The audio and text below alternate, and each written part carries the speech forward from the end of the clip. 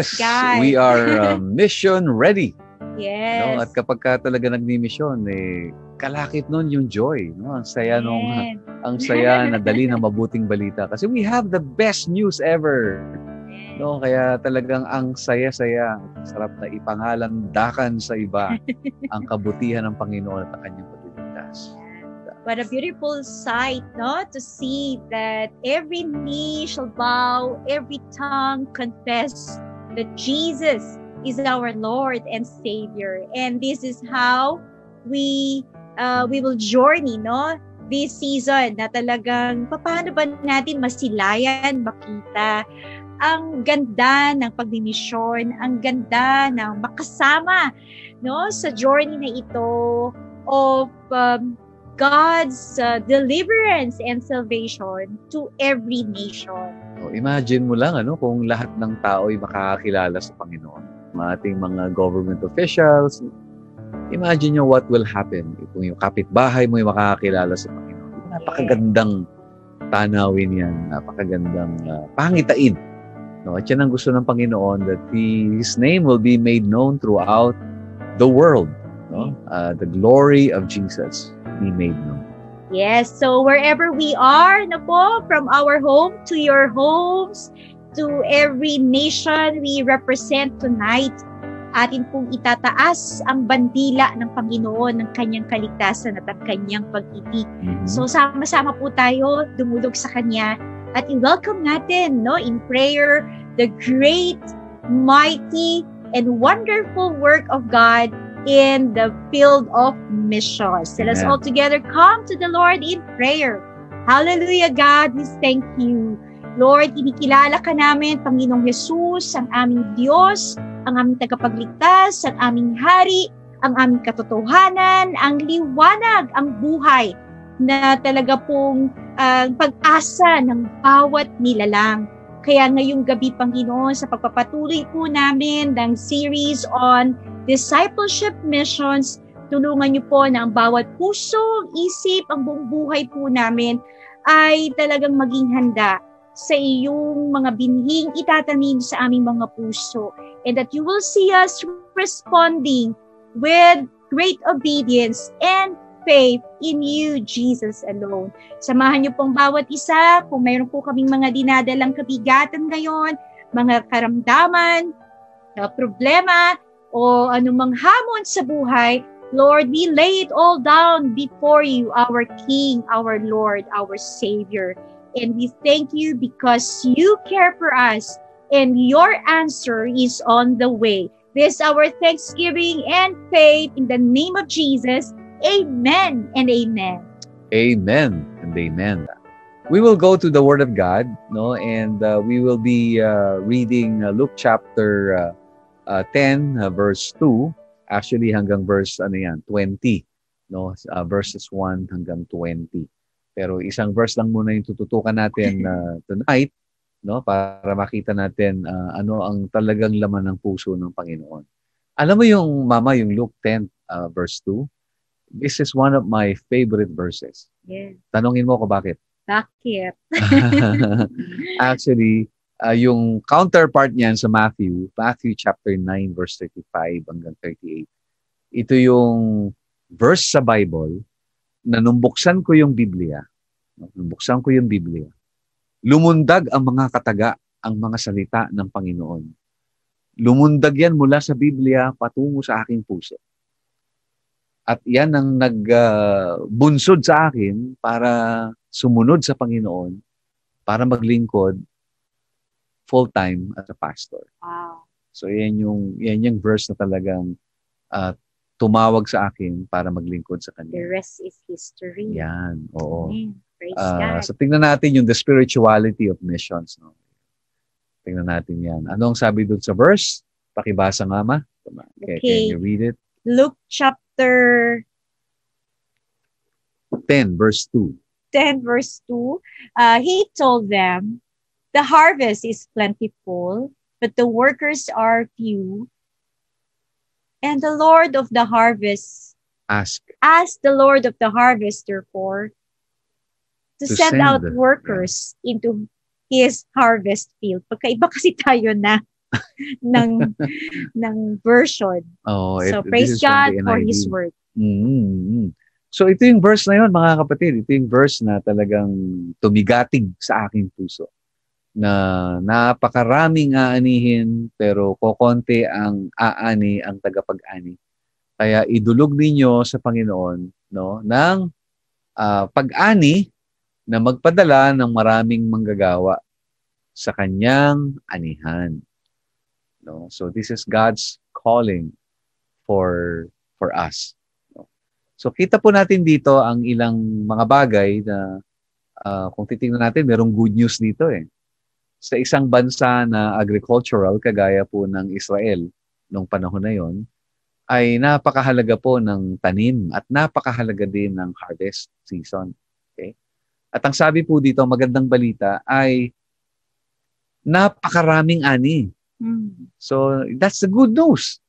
No? Ready na yung ani, ginintuan na ang mga sa atin, palay, sa kanila, trigo. Talagang ready ng ani. That's the good news. But there is a corresponding bad news. No? And the bad news is, kukonti yung mag-aani. At para sa isang bansa na nakaasa sa pagsasaka, no? Kapag napabayaan mo yung ginintuan ng ani at talagang hitik na, no? At napabayaan yon, hindi yun na ani, nasisira po ang mga binhi. At nalulugi ang mga magsasaka. Kaya napakahalaga po nung sinabi ng Panginoon ito, ng observation na talagang walang problema sa harvest eh. Walang problema sa mga taong kikilala sa Panginoon. Walang problema sa, actually, hindi yun ang pinagpe-pray na sana maging handa ang mga tao para pagdating ng mabuting balita. Ang talagang dapat ipanalangin at paghandaan ay yung kakulangan ng mga manggagawa. Kulang talaga ang mga manggagawa. Kaya nung sinasabi sa akin ng aking kapatid, aking Dico, Alex, na huwag daw akong magpastor. Ako daw ay mag-doktor, mag-engineer, o kaya mag-piloto. Pero sabi ko, Dico, salamat. Kaya lang, kailangan ko ng Panginoon para maging manggagawa niya. Laborer in the vineyard. Okay? So ito po yun. Kaya anong sinasabi dito, no? And we want to share some insights from Pastor Edmund Chung's book na Discipleship Missions, no? Ito pong aklat niya na to ay napakaganda, no? Kung wala pa ho kayong aklat ni Pastor Edmund siya na Discipleship Missions, ay maganda pong makakuha po kayo ng CP nito. Okay? At nakakatuwa po ang kanyang mga sulat at nakakatulong ng malaki sa atin. So, karamihan po sa mga i-share natin sa inyo ay galing po sa kanyang mga sinulat, no? And there are 3 things about the spirituality, no, of missions, no? The spirituality. Okay, number 1 is desperation. No? Desperation. Okay, yung pong desperation dito ay nangangahulugan na makita natin ang sitwasyon kung paanong nakikita ito ng Diyos, no? Seeing as God sees, no? Seeing with God's eyes. Yun ang nakita ng Panginoong Hesus eh. Nakita niya yung mga tao na parang mga tupang walang shepherd, walang mga pastol. Kaya nasabi niya, kulang ang mga manggagawa.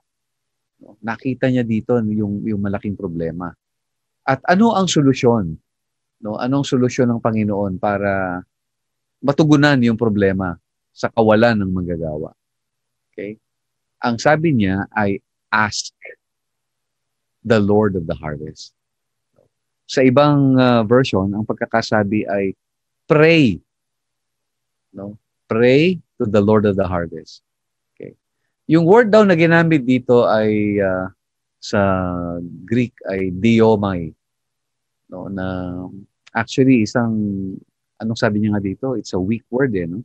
Isang salita na minsan translate, no, na prayer, na parang strong yung prayer. Pero sa totoo lang, ibig pong sabihin ng diomai is to beseech, no? O mamanhik o kaya makiusap or magbeg, no? Parang imagine mo na lang nasa Nueva Ecija ka halimbawa, tapos naka-ready na yung aanihin kasi ang Nueva Ecija ang pinaka rice capital of the Philippines, no? Nakahanda na, talagang ready na yung mga palay at aanihin na lang, no? At nagbabadya ngayon ang isang bagyo. Ngayon, kailangang anihin. Pagka yan nabasa ng ulan, ay yan po'y mangingitim, no? Masisira ang palay. Kaya parang imagine mo yung may-ari ng farm, no, yung ng sakahan na talagang sinusuyod niya yung bayan at nagmamakaawa doon sa mga tao na please naman, tulungan nyo kami, kailangan naming umani. Yun daw ibig sabihin ng desperation. So hindi ibig sabihin ng ask the Lord of Harvest or pray to the Lord of Harvest na mag-prayer meeting tayo para nang sa ganoon ay sagutin ng Diyos yung ating panalangin. Actually, it's the attitude. It's the attitude that it is in our hearts na maramdaman din natin yung naramdaman ni Jesus when He saw the crowd. He had pity on the crowd. Siya'y nalungkot, siya'y nabagabag nung makita niya yung mga tao na walang, parang mga tupang naliligaw na walang nag-aalaga at walang mga pastol na sumusubaybay sa kanila. So yun yung desperation na kinakailangan. Anong tingin mo dyan, Mama? So, yung desire, yung napakahalaga nun di ba? Siguro yun nga, parang kung titingnan natin, meron pong contrast, no? Parang the harvest is plentiful, but the workers are few. And then, para makuha mo yung harvest, hindi ka tumakbo at mag-harvest ka. Unang-una sinabi ng Panginoon, pray. Pero yung prayer na yon is not passive, napupunta ka sa kwarto mo at mananalangin ka at tatahimik ka hanggang may mag-harvest na. So, ibig sabihin nung pray, seek, ask the Lord of the harvest to send workers to the vineyard, to the field, to the harvest field. Talagang kakatok ka. There's this sense of urgency and Tama. pagiging yun nga, yung urgent and earnest thoughts mo ay nandun. Parang kailangan na at talagang totoong-totoong na humihingi ka ng kasama sa harvest. So, you can only do that, yung earnest and urgent prayer and talagang hindi ka mapapakali when you see that there's this plentiful harvest right before you. At pagka hindi mo nga yun nagawa, ay talagang mapapahamak sila. So, there should be this sense of urgency and earnest heart and pleading to God to provide talaga yung laborers. So, hindi naman daw yung para nagmamakaawa ka na kahit sino na lang ay pwedeng sumabak dun sa harvest. Para nakita natin plentiful, ang daming ililigtas, ang daming aabutin, talagang napakalaki ng harvest field. E then tara, sama ka, sige, tayo na. Pero sabi din dito, hindi lang yung urgent, hindi lang earnest, kung hindi talagang certain kind of people na makakasama mo dun sa harvest. And for Pastor Edmund Chan, yung harvesters dito ay mayroong qualities. Yung number 1, holy. Number 2, passionate. And number 3, anointed. Yan daw yung kakatukin natin at hahanapin natin. So, hindi basta-basta tayo na, lusob mga kapatid, sa isang lugar, punta tayo. Pero, yun nga po, we bring along those who are holy, pleasing, consecrated before God. Those who are really passionate, ibig sabihin, they have seen what God already given to them in vision. And higit sa lahat, sabi doon, anointed. Yung talagang spirit-led workers. So, hindi lang yung number of Yes. harvesters, kundi yung quality ng harvesters, napakahalaga. Which leads us to the second point na gustong ipahayag ng talatang ito, no? Una, nakita natin dito yung holy desperation. This way, it's our attitude towards the harvest na dapat sana meron tayong ganung klase ng desperasyon na mapapahama ka maraming tao. So we have to, do something about it. Okay? Pangalawa ay deputation. No? Deputation. This is responding to God's call. No? Nung sinabi ng Panginoon na beseech the Lord of the harvest to send forth laborers in the vineyard or in the harvest field, no? Para bang sinasabi na kayong nananalangin, kayong nakakita, no? Kayong nakakita ng pasanin. Kayong nakaramdam nung bigat, nung burden, no? Ay habang kayo'y nananalangin, no? At habang na-realize niyo yung urgency, no? Malamang kayo na rin mismo yung humayo. So dito makikita natin na ang church hindi ito dinidivide sa mga committee na kayo committee kayo ng prayer o kayo committee kayo ng worship o ito committee naman ng mga marshal o committee ng mga ushers, no? Kapag magpe-pray, sabihin nyo, ay hindi sa worship kami, kayo lang mag-pray, di ba? O kaya sa building committee kami, hindi kami sa mission. Kayo na lang ang humayo, no? Basta kami magpe-pray. Parang gano'n, nagdi-divide. Ano? But, ang sinasabi dito ay yung deputation, hindi ito para sa mga pastor at mga missionaries, no? But deputation is for everyone who have experienced, the saving grace of the Lord. Ibig sabihin, sangkot po tayo dito, damay po tayo dito, mga kapatid. Hindi ito sasabihin natin na yung pagmimisyon para sa mga professional na mga tinawag ng Panginoon yan, mga nag-aral sa Bible school, no? Yung mga pastor, missionaries, theologians, silang dapat humahayo. Pero hindi po Ang tawag po ay para sa ating lahat.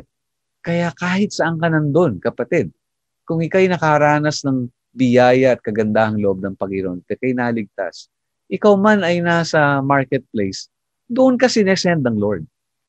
Ikaw ay nasa school, then that's your mission field. Doon ka sinesend ng Lord. Ikaw ay nasa community, no? So doon sa mga kapitbahayan, diyan ka sinusugo ng Panginoon. Kung nasa munisipyo ka or city hall, no, that's your mission field. That's your calling. That's your Jerusalem. No? That's your Judea. No? Kaya yung deputation ay talagang para sa ating lahat. No? Yes. So it is from God, and God wants to send forth His children. Mm-hmm. So if I believe that I am a child of God, I am being sent to the mission already. Parang alam mo yun nga parang mission is founded on right relationship with the Lord. Mm-hmm. And that relationship is sonship, fatherhood. Talagang meron yung kung ano yung puso nung tatay mo, kung ano yung burden ng tatay mo, yun din na magiging puso at kabigatan mo. Mm-hmm. Kaya hindi tayo sinesend sa mission as utusan. Mm-hmm. Hindi tayo sinesend sa mission as part of the committee. Mm-hmm. Hindi tayo sinesend sa mission kasi magaling kang magsalita or may talent ka sa ganito. Hindi. Primarily, we are being sent to the missions, and all of us are being sent to the mission if we have a sense of being children of God. So, imaginein po natin, if I am a child of God, grabe po yung privilege na binigay niya sa atin na to share with His heart, to share with His kingdom. And that for me, talagang, beyond imagination na, di ba, dito nga sa mundo parang ma-associate ka sa isang trabaho ng pinakamataas na tao sa mundong ito, or makapagtrabaho ka sa Malacanang, halimbawa, makapagtrabaho ka sa White House. Di ba, what a great privilege. Pero when we are doing the missions, it is really beyond imagination privilege. Why? Because you are working in the kingdom and you are being sent by God as His child. Mhm. So, yun po. And wherever we are, nabanggit na ni Pastor Al, wherever we are, we go out and do the mission. So, hindi naman kinakailangan na mag-travel ka pa. Kung nasaan ka lang ngayon, be the child of God wherever you are and speak forth His heart and show truly what is God really look like. Mhm. That is our mission. So, Yeah. deputation. Amen. Noong nasa Bible school ka, Ma, ang alam kong course na kukunin mo ay missions, no? Yes. Bakit? Ah, Bakit yun ang nasa heart mo?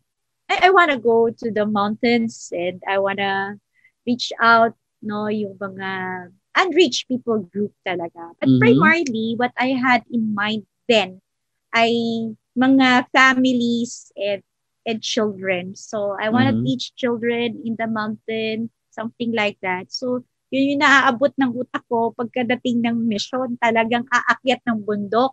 Mhm. And I want that. Kaya nung may mga mission trips ang CEC, ang Crossroad noon, the earliest time that I joined the missions trip was in June 16. Oh, Ah, yeah. yun. So, In- pero Saang lugar? sa mga pinatubo. Yun. Tama. So, 16 years old po ako noon. Hindi ako pinapayagan ng tatay ko, pero tumakas po ako because I really wanted to serve the Lord. Yun yung first time na magkasama tayo sa ministry. Sige, sa atin na lang yun. Ah, Sige po, kinuha Pero- niya ako ng picture. Batang-bata ka pa nun. Commercial po, commercial. 16 years old, ano? Ikaw, ako 22 years old. 16, 22? Oh, 6 years ang pagitan natin, di ba? Hindi ko nga alam na kasama pala kita nun. Ako rin, hindi ko alam na nakasama ka dun. Grabe. Alright. Pero Korean novela lang Pero may yan. picture ho na magkasama kami doon. Pero Korean novela lang. Parang I was 16 and you were 22. Aba, meron na tayong time together na hindi natin alam. O sige, saka na lang yan. Sa February na lang yan. Titiyap-tiyap O sige, talaga. ba't mo ko At tinanong? pinagtatagnitan Ba't niya. mo ko tinanong kung anong nasa isip ko, nasa PBS ako? Oh, hindi. Kasi nga yun yung alam kong course na kukunin mo. Oh, Oh, kaya gusto kong malaman. Praise God. yes. Kaya talaga pag nakita mo yung need, ano, hindi mo pwedeng ipasa sa iba eh. You remember Moses? Oo. Nung panahon na yon talagang sinisikil ang bayan ng Israel. Talagang ginigipit ng mga Ehipsyo. Diba? Ng mga Egyptians. At bumaba ang Panginoon at kinausap si Moses at sabi niya, nakikita ko kung paano kayong pinapahirapan, inaalipin ng mga Egyptians, no? Nakikita ko 'yan, pati yung naririnig ko yung iyak ng aking bayan. No? Ang sabi ni Moses ay, wow. Wow, salamat naman. No? At ang sabi ng Panginoon ililigtas ko ang aking bayan. At talagang ililikas ko mula sa Ehipto. No? Sabi naman ni Moses yes, finally, na talagang gumalaw din ang Diyos. At ang sabi ng Diyos ay, sige Moses, ikaw ang sinusugo ko para magligtas ng aking bayan. Sabi ni Moses, ano po? Ako po ba? Ako po ba sinasabi ninyo? Ako po ba? Oo, ikaw nga. Minsan kapag nag-share ang Lord ng burden, no? Ganun talaga kapag nag-share siya ng burden sa'yo, ibig sabihin niya, naramdaman mo yung pasanin, yung burden, no? Ay talagang ibig sabihin nun, nangungusap ang Diyos sa iyo na ikaw mismo yung kumilos. Ikaw mismo ang humayo. Yes. No? Kaya kapag may nakikita kang need, may nakikita kang pangitain, merong isang bagay na naiinis ka dahil walang nangyayari, marahil kinakatokan ng Panginoon at sinasabi sa iyo, anak, ikaw ang sagot. Ikaw ang solusyon sa problemang nakikita mo. Amen. At kung maraming pangangailangan ang nakikita mo, sa'yo ko padadaanin, no, ang tugon. Kaya yung pong deputation na sinasabi dito, mahirap talagang magpe-pray pag kami kinalaman dyan. Kasi malamang sabihin ng Panginoon, I volunteer you. I am now sending you. I am deputizing you. Yes. At anong dapat nating tugon? We should respond and say yes to the Lord. You know, every time I go through the reading, no, with the book of Isaiah, no, na nakita ng di Isaiah ang holiness ng Panginoon, 'di ba? And then yung holiness ng Panginoon is para saan? Sabi ni Lord sa kanya, whom shall I send, no? And who will go for us? And here my Lord sent me.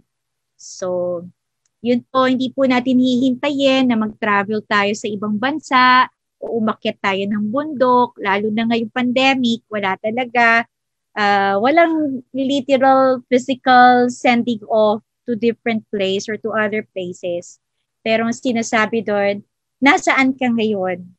Do you have such desperation? Do you see how God and what God sees in the hearts of the people around you? And it all begins with that. Yun po yun, madidevelop yung burden.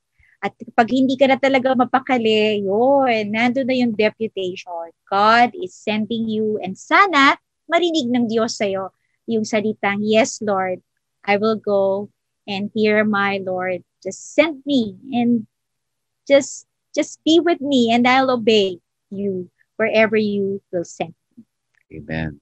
So, kita na po natin, dalawa, no? Una ay desperation, holy desperation. Pangalawa ay deputation. Pangatlo po ay dependency. Wow. No, dependency. Ang ibig ko sabihin niyan ay stepping out, no? In God's authority. Yan. Stepping out. Kung mapapansin po ninyo dun sa passage na binasa natin, immediately yung verse 3, no, sabi niya, I'm sending you like sheep among wolves, ano, and do not carry ganyan-ganyan purse, do not carry a staff, and do not greet anyone, no, kasi nga yung sense of urgency. Siguro that makita natin yung cultural uniqueness, no, kung bakit nasabi ito ng Panginoon nung panahon nila. Kasi sa panahon natin nga, medyo namana natin yung Western orientation na individualistic tayo eh. No, na kanya-kanyang kayod, kanya-kanyang asa sa sarili, no. Pero nung unang panahon po ay communal ang mga tao. At kapag ka mayroon pong nagpapasya na sumunod sa Panginoon para maglingkod, yung buong community tumutulong, no. At halimbawa nabalitaan sa barangay na ikaw ay magmi-mission, no, tatawagin ka ng mga kapitbahay at sasabihin sa iyo na dumaan ka dito at padadalan ka namin ng pagkain o padadalan ka namin dito ng love gift o yan. So napaka-hospitable at generous po ng community kasi nga they believe na ito siya tinawag ng Panginoon, so ang amin namang role ay padalangin at suportahan siya. Kaya ganun sila ka-eager. Kaya lang, ang nangyayari daw, kapag kami mga sumusunod sa Panginoon, sa halip na makahayo na agad, nababalam, nadidelay dahil sa maraming despedida party. Sa dami ng tumatawag, no, punta ka dito sa bahay, pagpe-pray ka namin, punta ka dito, kain muna tayo, punta ka dito, bigyan ka namin ng love gift. No, sabi niya, huwag niyo munang intindihin yon, parang ganon. Why? Because as you go, I will provide. No? As you go, no? Hindi mo na kinakailangan problemahin ang anumang iyong pangangailangan kasi when God gives a vision, no, He also gives the provision. If it is His will, it is His bill. Yun po yung napatunayan namin sa aming buhay. No? Nagsimula po kami mag-asawa, talagang from zero. And God has provided everything that we needed. Kagaya ng pangako niya na talagang sa Philippians 4:19 na, and my God shall supply every need of yours according to His riches in glory in Christ Jesus. Ang trabaho po ng Panginoon is to provide, to supply every need. Ang tanong ko nga, ano naman ang work ko, trabaho ko, ay mag-create ng needs. sapagkat ang Lord naman ang tutugon sa pangangailangan. Lalo yung need na may kinalaman sa misyon. So yun yung napakahalagang makita natin dito na we need to depend on God, not on people. Amen. Kasi in verse 19, ang sabi doon, I have given you authority.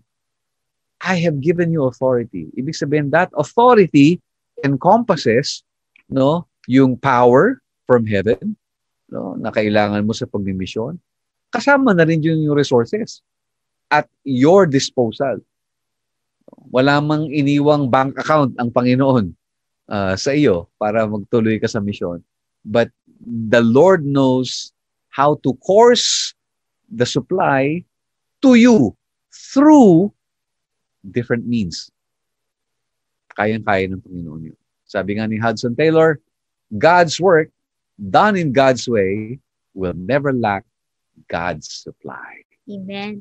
Sa akin po, ang isa sa naging conviction ko when I entered into the ministry, first po sa Bible school when I was 16 years old.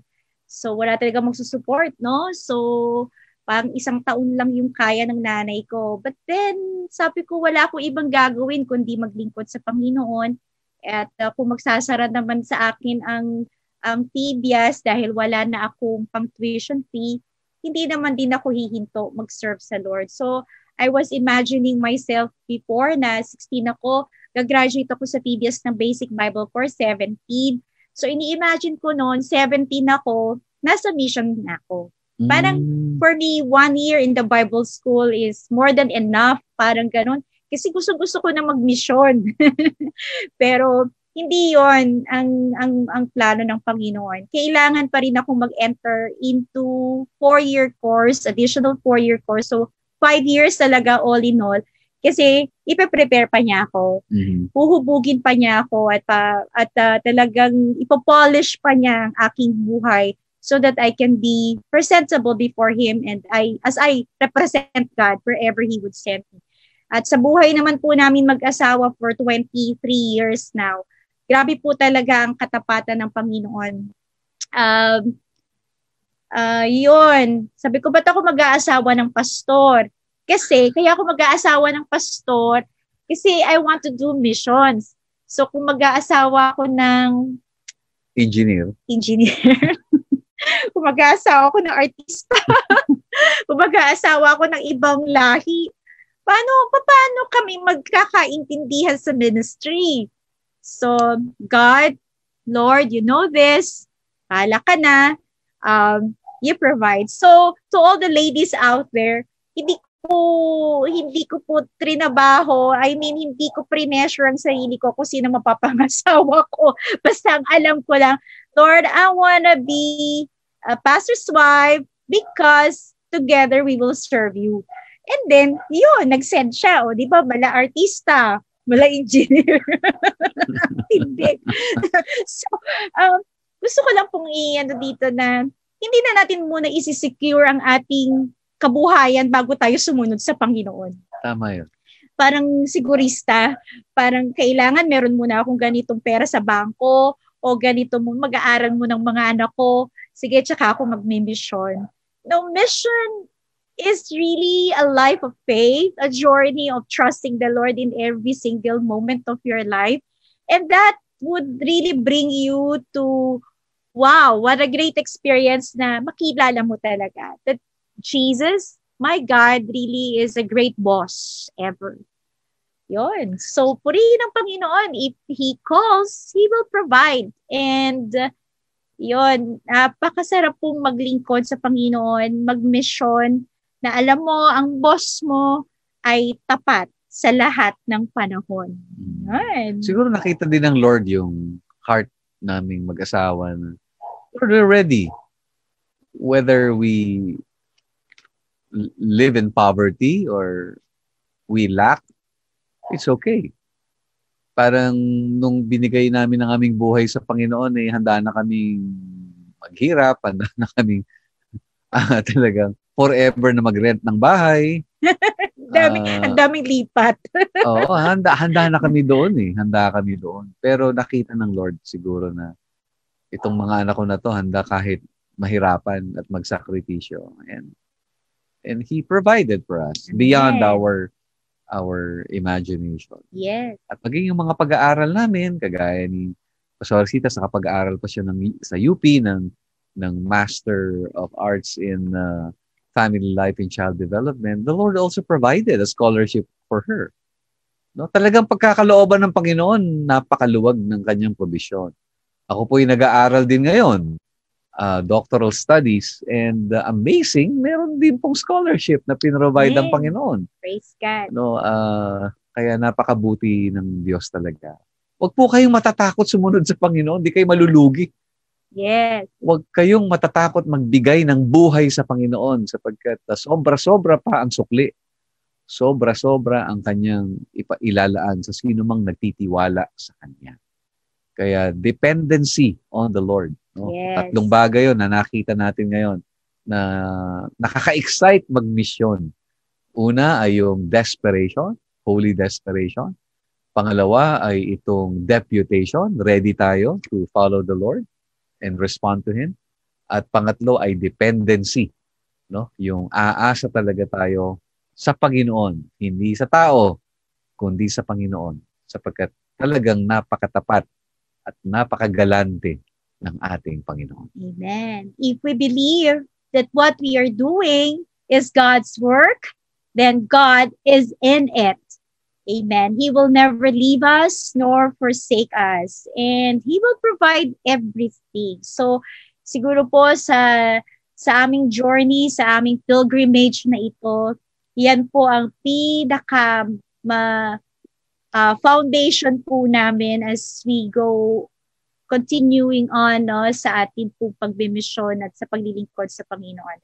We believe that this is God's work.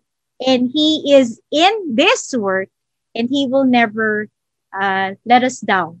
And talaga pong with His grace, talagang maisulong pa po ang salita ng Panginoon to the ends of the earth. Amen. Amen. Amen. Salamat sa Panginoon. Praise Panalangin God. natin itong ating pinag-aralan, ano? At nawa ay talagang dampian tayo ng burden, vision, mula sa Panginoon. At makita natin ang mga tao sa ating paligid kung paano tinitingnan ng Diyos ang mga tao na meron tayong compassion for them. Request natin si Pastor Rositas to pray for the message that we have received tonight. Let us all together pray to the Lord. Father, we pray right now with a heart of gratitude of how you have brought salvation to us, and how you have called us your children and brought into your light, into your kingdom. And right now, Lord, we dedicate to you our eyes, our spiritual eyes. Lord, we pray that you will grant us the vision of the kingdom, that you will help us to see what you see. And this will dawn upon our hearts, Lord, and it will bring forth a heavy burden into our hearts, Lord. Up until, Lord, we conceive souls into our spirit and give birth, Lord, to many souls, being saved, delivered, restored back into your kingdom. God, today, tonight, Lord, we surrender to you. Patawarin niyo po kami sa mga pagkakataon na nagbubulag-bulagan kami sa pangangailangan ng mga taong malapit sa amin, malapit sa amin. Lord, kami po ay complacent, Lord, sa paghihintay, Panginoon, ng salvation sa ibang tao na iba ang gumawa kaysa kami. Patawarin niyo po kami, Panginoon. And today, Lord, we pray that you will ignite our hearts, our spirit. Give us revival, Lord, so that we can walk into your deputation that you are sending us, Lord, with your power.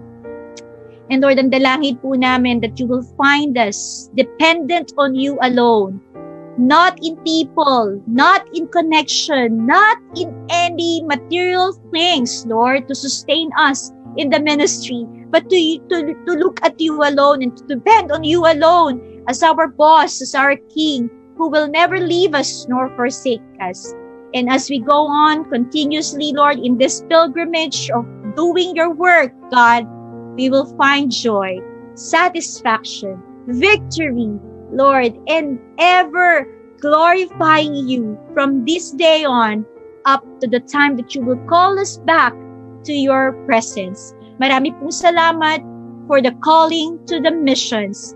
And may you find Crossroad Church, Lord, wherever we are right now, in our home, in our community, in our workplaces, in our campuses, Lord. May we serve as your missionaries and looking at us, Lord, doing mighty things for your kingdom. This is our prayer in Jesus' name. Amen. Amen. Amen. Amen. Tuloy po tayo sa ating pananalangin. Panginoon, nagpapasalamat kami sa iyong salita at ito'y dalangin namin, Lord. Kagaya ng atas mo na humingi kami sa iyo upang magpadala ka ng marami pang mga manggagawa. At ito ang dalangin namin, Panginoon. Lord, especially among our youth and young adults, Lord, we pray, Father, that you will speak to them and you will convict them, Lord. Dalangin namin, Panginoon, na magsimula kang tumawag sa kanila, na magsisipaglingkod sa iyo habang buhay. Lord, a new breed of radical disciples. Lord, we want to raise up a new generation of young people who are sold out to you, not just willing to live for you, but even die for you, Lord. And Lord, yung talagang radikal na iiwanan ng lahat para lang sumunod sa iyo. Lord, we want that kind of breed of young people. And only you can do that. Ikaw lang ang pwedeng maglagay ng burden sa puso ng aming mga kapatiran, whether bata o matanda. Lord, dalangin namin, Panginoon, na talagang buong church ay maramdaman yung desperation na yun. At maramdaman din ang tawag mo so that they will respond to you at umasa sa iyong mga paglalaan. Amen.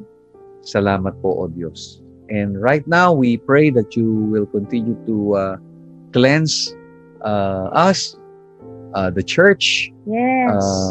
Let your sanctifying fire Yes. Lord. talagang cleanse Crossroad Church.